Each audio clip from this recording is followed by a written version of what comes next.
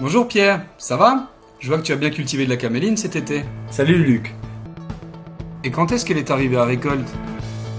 Plus ou moins 30 jours après les dernières fleurs.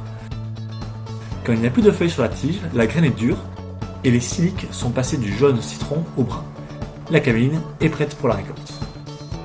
Oui, ne tarde pas la récolte de plus de 7 à 10 jours pour éviter les pertes. Puis très important, l'humidité optimale en récolte est de 8 à 9%. Merci Luc.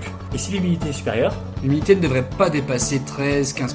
Si tu ne vas pas arriver à maturité, je te conseille de broyer la caméline, puis semer la culture suivante. Tu auras fait un beau cipan. Compris. Et tu sais comment mieux régler la moissonneuse? Oui, il faut juste régler la moissonneuse pour petites graines.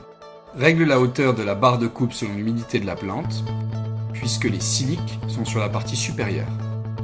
Le rabatteur doit fonctionner lentement pour éviter de casser les graines.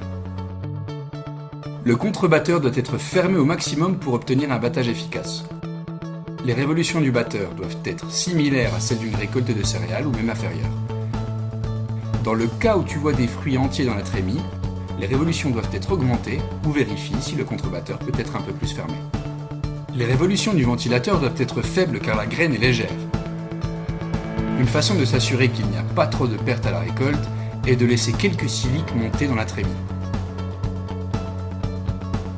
La grille inférieure doit être presque fermée pour éviter l'entrée d'impuretés. La grille supérieure se place initialement avec une ouverture de 25%. S'il y a par exemple 20 points d'ouverture, place-la à 5. Le but est que le recyclage des otons fonctionne pour minimiser les pertes. Finalement, je te conseille de récolter avec le broyeur de paille pour obtenir un chaume facile à travailler. Merci beaucoup Luc. Et pour la post-récolte?